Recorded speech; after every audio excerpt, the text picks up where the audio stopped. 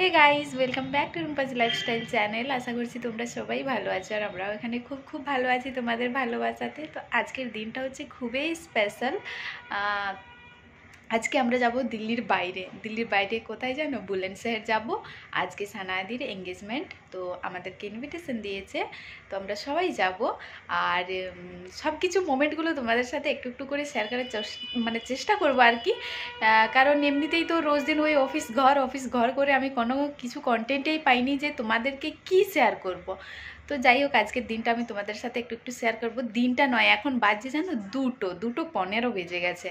তো আমি half day office নিয়ে ছুটি নিয়ে এসেছিলাম, আমাকে ছুটি দিচ্ছিল না, কিন্তু তাও আমি হাফ ডে নিয়েছি। আর চলো, এইদিকে আছে, দাও দেখাচ্ছি।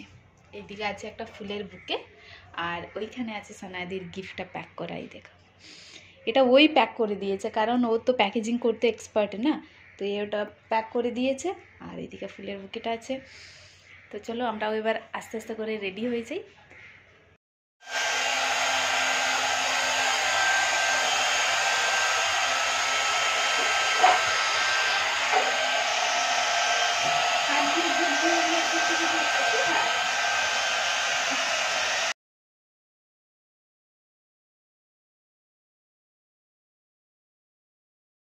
তো আমরা এখন 2 ঘন্টা জার্নি করে বুলন্দশহর পৌঁছে গেছি। আর এইখানে রাখা আছে সব গিফটগুলো, যেগুলো ছেলের বাড়িতে দেবে সানায়াদি ওরা। তো সেগুলো সব ডেকোরেট করে রেখেছে, আর খুব সুন্দর করে প্যাকেজিং করেছে। প্যাকেজিং করতে তো এমনিতেই সানায়াদি খুব এক্সপার্ট। আর এইদিকে সব ফলগুলো রাখা আছে। প্যাকেজিংগুলো এত সুন্দর লাগছিল, আমি কেমনভাবে ভিডিওটা বানাবো সেটাই খুঁজে পাচ্ছিলাম না। আর এইদিকে অলরেডি মানে ছেলেটার জন্য নয়, সানায়াদি পার্লার থেকে এখনও আসেনি, তার জন্য আমরা সবাই অপেক্ষা করছি বাইরে।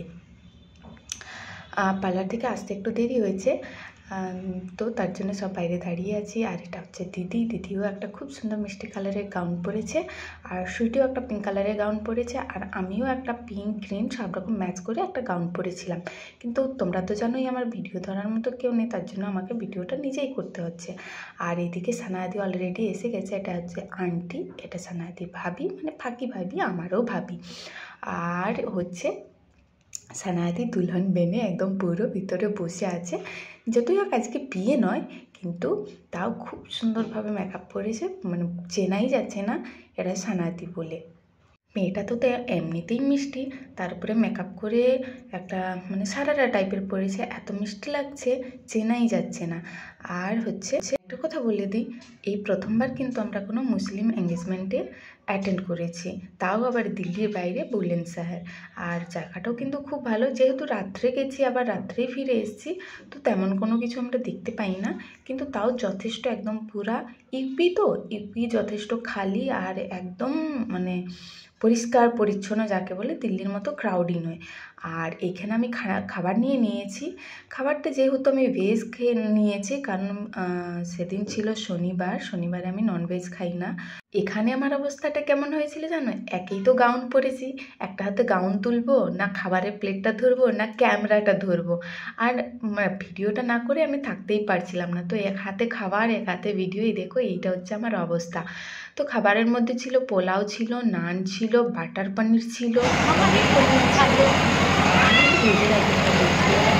নন ভেজ খাচ্ছে, আমি ভেজ খাচ্ছিলাম। তো আমি প্লেটের মধ্যে ভেজ খাবার নিয়ে এদের সাথে বসে খাচ্ছিলাম, কারণ একা একা খেতে কিন্তু কেউ ভালো লাগে না, মানে কাউকেই ভালো লাগে না। তো আমি তার জন্য খাবার নিয়ে সবাইকার সাথে চলে এসেছি খাবো বলে।